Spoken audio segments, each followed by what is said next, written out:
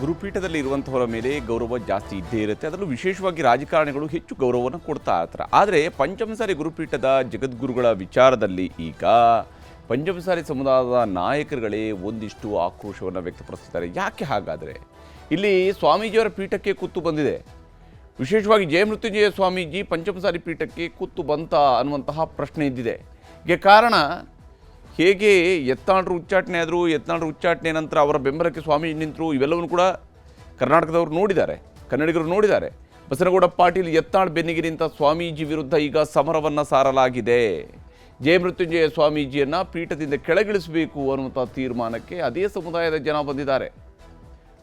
ಯತ್ನಾಳ್ ಪರ ಮಾತನಾಡದಂತೆ ಸ್ವಾಮೀಜಿಗೆ 1 ವಾರದ ಡೆಡ್ಲೈನನ್ನು ಕೊಟ್ಟಿದ್ದಾರೆ. ನೀವು ಯಾವುದೇ ಕಾರಣಕ್ಕೂ ಯತ್ನಾಳ್ ಪರವಾಗಿ ಮಾತನಾಡಬಾರ್ದು ಅಂತ ಹೇಳಿದ್ದಾರೆ. ಯತ್ನಾಳ್ ಅಥವಾ ಯಾವುದೇ ಪಕ್ಷದ ಪರವಾಗಿ ಮಾತಾಡದಂತೆ ತಾಕೀತು ಮಾಡಿದ್ದಾರೆ. ಕೇವಲ ಯತ್ನಾಳ್ ಪರವಾಗಿ ಮಾತ್ರ ಅಲ್ಲ, ನೀವು ಯಾವುದೇ ಪಕ್ಷದ ಪರವಾಗಿ ಕೂಡ ಮಾತನಾಡಬೇಡಿ ಅಂತ.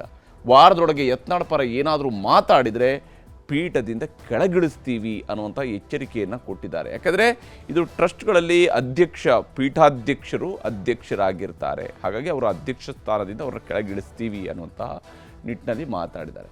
ಇಲ್ಲಿ ಭಾಳ ಮುಖ್ಯವಾಗಿರುವಂಥದ್ದು ಟ್ರಸ್ಟ್ ಭೂಮಿ ಕಬಳಿಕೆ ಆಯಿತಾ ಅನ್ನುವಂತಹ ಪ್ರಶ್ನೆ. ಯಾಕಂದರೆ ಅಖಿಲ ಭಾರತ ಲಿಂಗಾಯತ ಪಂಚಮಸಾಲಿ ಟ್ರಸ್ಟ್ನಲ್ಲಿ ಅಕ್ರಮ ಆಗಿಲ್ಲ ಅನ್ನುವಂತಹ ಸ್ಪಷ್ಟನೆಯನ್ನು ಈಗ ಅದೇ ಟ್ರಸ್ಟ್ನವರು ಕೊಡ್ತಾ ಇದ್ದಾರೆ. ಟ್ರಸ್ಟ್ನ ಪ್ರಬಣ್ಣ ಹುಣಸಿಕಟ್ಟಿ ಯಾವುದೇ ಆಸ್ತಿಯನ್ನು ಕೂಡ ಕಬಳಿಸಿಲ್ಲ ಅಂತ ಹೇಳಿದ್ದಾರೆ. ಯತ್ನಾಳರು ಈ ಆರೋಪವನ್ನು ಮಾಡಿದರು. 2 ಎಕರೆ ಭೂಮಿ ಖರೀದಿಸಿದ್ರು, ಟ್ರಸ್ಟ್ಗೆ ಕೊಟ್ಟಿದ್ದಾರೆ ಅನ್ನುವಂಥದ್ದನ್ನು ಈಗ ಟ್ರಸ್ಟ್ನವರು ಸ್ಪಷ್ಟನೆಯನ್ನು ಕೊಡ್ತಾ ಇದ್ದಾರೆ. ಟ್ರಸ್ಟ್ ಬಗ್ಗೆ ಮಾತನಾಡಿರುವಂತಹ ಯತ್ನಾಳ್ ಬಹಿರಂಗ ಕ್ಷಮೆ ಯಾಚಿಸಬೇಕು ಅನ್ನುವಂಥ ಆಗ್ರಹವನ್ನು ಮಾಡ್ತಾ ಇದ್ದಾರೆ.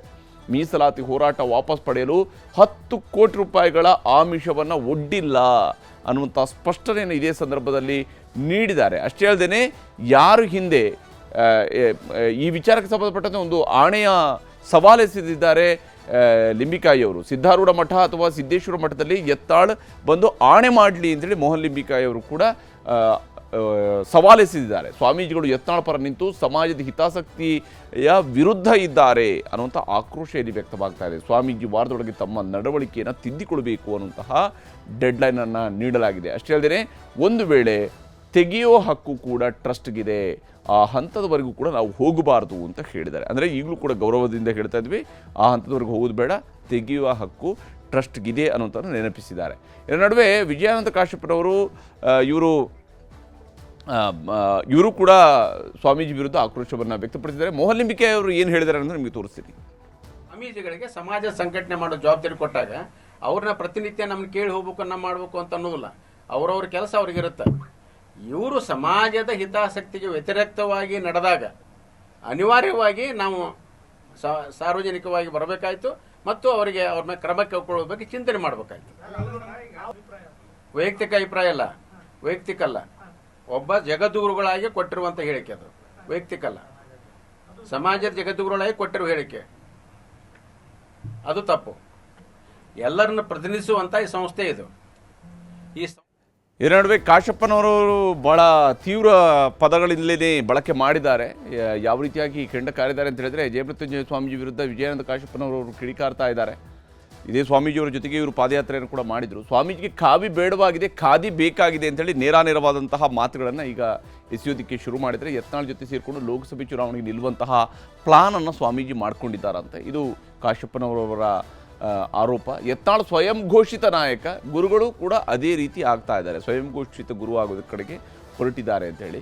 ಸ್ವಾಮೀಜಿ ತಮ್ಮ ನಡೆಯನ್ನು ಬದಲಿಸಿಕೊಳ್ಳದಿದ್ದರೆ ಮುಂದೆ ಬೇರೆ ತೀರ್ಮಾನವನ್ನು ನಾವು ಕೈಗೊಳ್ಳಬೇಕಾಗುತ್ತೆ ಅನ್ನೋಂಥ ಎಚ್ಚರಿಕೆಯನ್ನು ಕೂಡ ಕೊಟ್ಟಿದ್ದಾರೆ. ಅಷ್ಟೇ ಅಲ್ಲದೆ 2D ಅಥವಾ 2C ಮೀಸಲಾತಿಯೇ ಒಂದು ದೊಡ್ಡ ಡೀಲ್ ಅಂತ, ಅಂದರೆ ತಮ್ಮ ಸ್ವಾಮೀಜಿ ಒಂದು ಡೀಲ್ ಮಾಡ್ಕೊಂಡಿದ್ದಾರೆ ಅಂತ ಹೇಳಿದ್ದಾರೆ. ಎಷ್ಟಕ್ಕೆ ಡೀಲ್ ಆದರೂ ಅಂತ ಸ್ವಾಮೀಜಿಗಳನ್ನೇ ಕೇಳಿ ಅನ್ನುವಂತಹ ಉತ್ತರವನ್ನು ವಿಜಯಾನಂದ ಕಾಶ್ಯಪ್ಪನವರು ಕೊಟ್ಟಿದ್ದಾರೆ. ಡೀಲ್ ಮಾಡಿಕೊಂಡೇ 2D 2C ಮೀಸಲಾತಿಗೆ ಒಪ್ಕೊಂಡಿದ್ದಾರೆ ಇವರು ಅನ್ನೋದನ್ನು. ಅಂದರೆ ಹಿಂದಿನ ಸರ್ಕಾರದ ಅವಧಿಯಲ್ಲಿ ಫ್ರೀಡಂ ಪಾರ್ಕ್ನಲ್ಲಿ ಡೀಲ್ ಆಗಿದೆ, ಸಾಕ್ಷಿ ಸಮೇತ ಬರ್ತೇವೆ ಅಂತ ಹೇಳಿದ್ದಾರೆ. ಏನೇನು ನಡೆಯುತ್ತೆ ಅಂತೇಳಿ ತೆರೆಮರೆಯಲ್ಲಿ ಹಾಗಾದರೆ ಅನ್ನೋಂಥದ್ದು ಗೊತ್ತಿಲ್ಲ. ಬೆಳಗಾವಿಯಲ್ಲಿ ಗಲಾಟೆ ಮಾಡಬೇಕೆಂದೇ ಹೋರಾಟವನ್ನು ಮಾಡಲಾಗಿತ್ತು. ಅಂದರೆ ಕಾಂಗ್ರೆಸ್ ಸರ್ಕಾರ ಬಂದ ನಂತರ ಏನು ಬೆಳಗಾವಿಯಲ್ಲಿ ಕಳೆದ ಬಾರಿ ಲಾಠಿ ಚಾರ್ಜ್ ಎಲ್ಲ ಆಯ್ತಲ್ಲ, ಅದು ಆ ವಿಚಾರಕ್ಕೆ ಸ್ವಾಮೀಜಿ ಮತ್ತು ಸ್ವಯಂ ಘೋಷಿತ ನಾಯಕರಿಗೆ ಗಲಾಟೆಯನ್ನು ಮಾಡಿಸಿದ್ದು ಅನ್ನುವಂಥ ಆರೋಪವನ್ನು ವಿಜಯಾನಂದ ಕಾಶ್ಯಪ್ರವರು ಹೇಳ್ತಿದ್ದಾರೆ. ಅಷ್ಟೇ ಅಲ್ಲದೆ ತಾವೇ ಚಪ್ಪಲಿ ಕಲ್ಲು ತೂರ್ಕೊಂಡು ಗದ್ದಲಕ್ಕೆ ಕಾರಣ ಆದರು ಅನ್ನುವಂಥ ಆರೋಪವನ್ನು ಕೂಡ ವಿಜಯಾನಂದ ಕಾಶ್ಯಪ್ಪನವರವರು ಮಾಡಿದ್ದಾರೆ.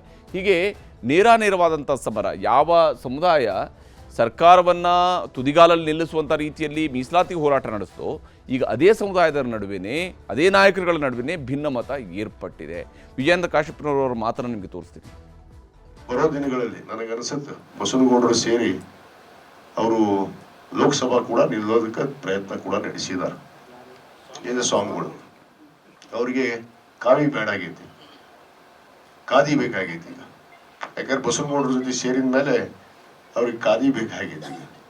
ಆ ವಿಚಾರವಾಗಿ ನಾವು ಅವರ ನಡೆಯನ್ನ ನಾವು ಖಂಡಿಸಿದೀವಿ. ಇಂದ ಅದೇ 2D 2C ಅಂಡರ್ಸ್ಟ್ಯಾಂಡಿಂಗ್ ಆತಲ್ಲ ಅಲ್ಲಿ, ಇದೇ ಬಸವನಗೌಡರ ಜೊತೆಗೆ ಸ್ವಾತಂತ್ರ್ಯ ಉದ್ಯಾನದಲ್ಲಿ ನಾ ತಿರಸ್ಕಾರ ಮಾಡಿ ಬಂದವ ಅವತ್ತ ಅಲ್ಪಸಂಖ್ಯಾತರ ಮೀಸಲಾತಿಯನ್ನು ಕಿತ್ತಾಕಿ ನಮಗ್ ಕೊಡುವಂಥದ್ದು ನಮ್ಗೆ ಅವಶ್ಯಕತೆ ಇಲ್ಲ ಅಂತ ನಾನು ತಿರಸ್ಕಾರ ಮಾಡಿ ಬಂದೆ. ಮುಂದೆ ಇವರು ಕೂಡ ತಿರಸ್ಕಾರ ಮಾಡಿದ್ರಲ್ಲ. ಬೆಳಗಾವದಲ್ಲಿ ನಾವು ಸಭೆ ಸೇರಿದಾಗ ಗುರುಗಳು ಹರಿದಾಕ್ಯಾರ ಅದನ್ನ ಆದೇಶ ಪತ್ರ. ಇವತ್ತೇನು 2D ಕೊಟ್ಟಿನಿ 2C ಕೊಟ್ಟಿನಿ ಅಂತ ಹೇಳ್ತಾರಲ್ಲ, ಯಾರ ನಮ್ಗೆ 2D 2C ಒಂದು ಸರ್ಟಿಫಿಕೇಟ್ ಸಿಗುತ್ತಾ? ಇನ್ನು ಬಹಳಷ್ಟು ಅದಾವು. ಅದು ಸಂದರ್ಭ ಬಂದ್ರೆ ನಾನು ಹೇಳ್ತೀನಿ, ಎಲ್ಲ ವಿವರವಾಗಿ ಹೇಳ್ತೀನಿ ನಿಮ್ಗೆಲ್ಲ. ಇದೇ ಬೆಳಗಾವಿ ಅಧಿವೇಶನ ನಡೆದಂತ ಸಂದರ್ಭದಲ್ಲಿ ತಮಗ್ ಗೊತ್ತಿದೆ ಏನಾಯ್ತು. ಉದ್ದೇಶಪೂರ್ವಕವಾಗಿ ಗಲಾಟೆ ಮಾಡಿಸಿ ನಮ್ಮ ಸಮುದಾಯದವ್ರನ್ನ ಹೊಡೆಸ್ಲಿಲ್ಲ. ಯಾರು ಹೊಡೆಸಿದ್ರು? ಇವರೇ. ನನ್ನ ಕಡೆ ವಿಡಿಯೋಗಳಿದಾವು. ಅದು ಗಲಾಟೆ ಮಾಡಬೇಕು ಅಂತ ಉದ್ದೇಶದಿಂದ ಬಂದಂತದ್ದು ಹೋರಾಟ ಅಲ್ಲ ಅದು.